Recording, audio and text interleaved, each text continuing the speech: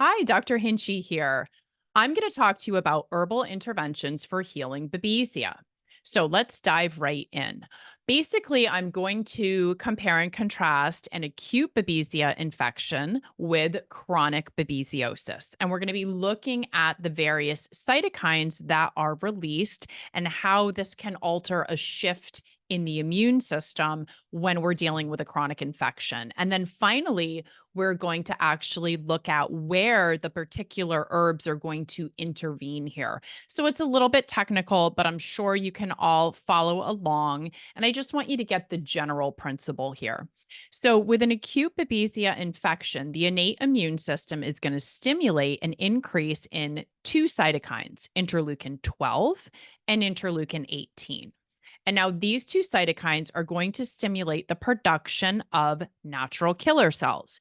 Natural killer cells are a very important immune cell that help your body to fight infections. And so the natural killer cell is going to do two things. Number one, it is going to increase interferon gamma, which is going to eventually help to turn arginine into nitric oxide. The natural killer cells also stimulate the release of inductible nitric oxide synthase, which is an enzyme that is going to convert arginine into nitric oxide. So then we have the release of nitric oxide. It surrounds the red blood cell or the endothelial cell, which is where Babesia loves to live. And it kind of blows it up in this gaseous sort of cloud. Now, in a chronic Babesia infection, we have the B cells stimulating the release of interleukin 10 and interleukin 4. Interleukin 10 is going to increase levels of transformative growth factor beta, which is going to stimulate the release of L-ornithine, and this overall is going to support parasite reproduction. IL-10 is also going to stimulate the release of an enzyme called arginase. And remember, enzymes break down other things. So arginase is going to break down or degrade arginine. And if we're breaking down the arginine, we're not going to have that substrate to convert into nitric oxide. Now, interleukin 10 is also going to decrease the production of interleukin 18 and interleukin 12. And then this in turn shuts down the natural killer activity and the production of interferon gamma. This is going to further inhibit the production of nitric oxide. Now, I want to show you where the herbs intervene here in this scenario.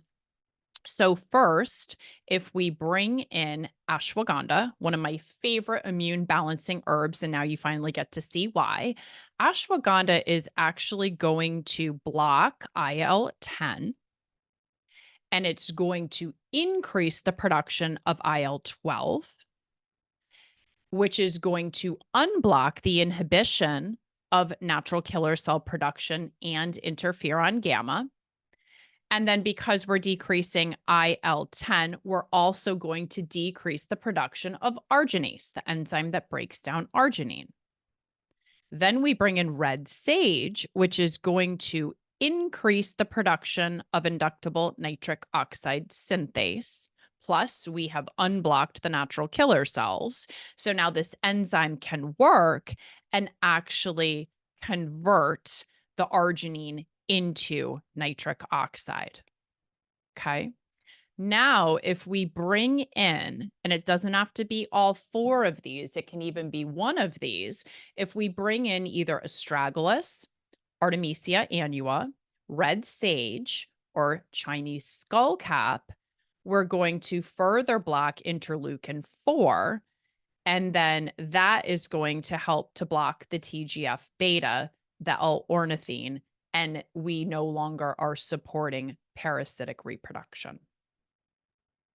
Okay, so here is a study that was done and published in Frontiers in Cellular and Infection Microbiology in 2021.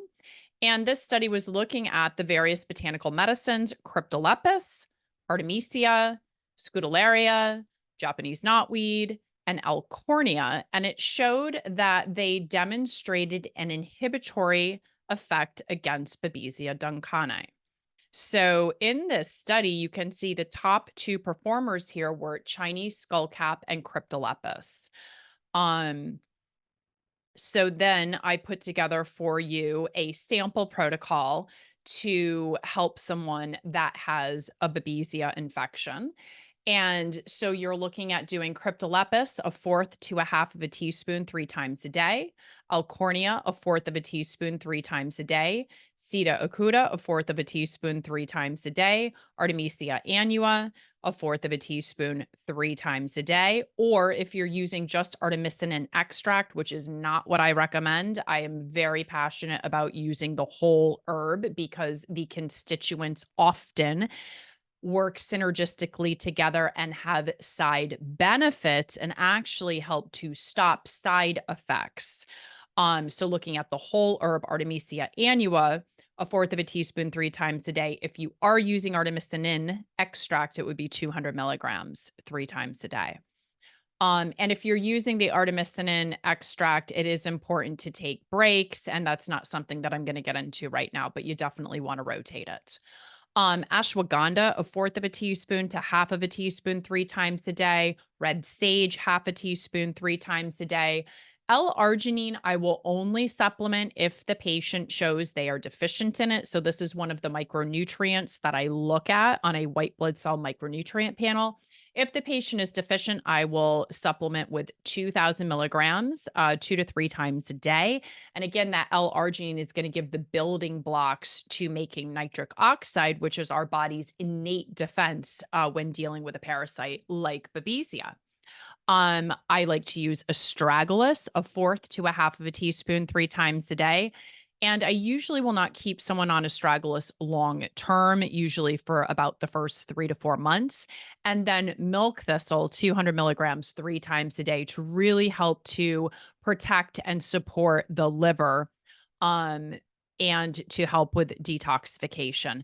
Now, obviously, this would be in addition to doing all of the background work. You can look at my 10B protocol to understand what I'm talking about, but really it's more like making sure that all of the organs are functioning properly, that you have all of the micronutrients that your body needs, that you are not eating foods that are acting as poisons and inflammatory stimulators in the body. Just making sure that everything else in your body is functioning properly and doing all of the lifestyle modification. So our next slide, I have kind of putting together a treatment for patients that have Borrelia and Babesia. And I kind of want to walk you through the thought process here. So using G3M pactisol, which is a specialized studied form of modified citrus pectin to decrease galactin-3 levels, because galactin-3 is going to help these infections break down your cells and migrate through the body. It also stimulates inflammatory cytokines that help these infections live inside of the body. Also helps to form biofilms and decreases natural killer cell production.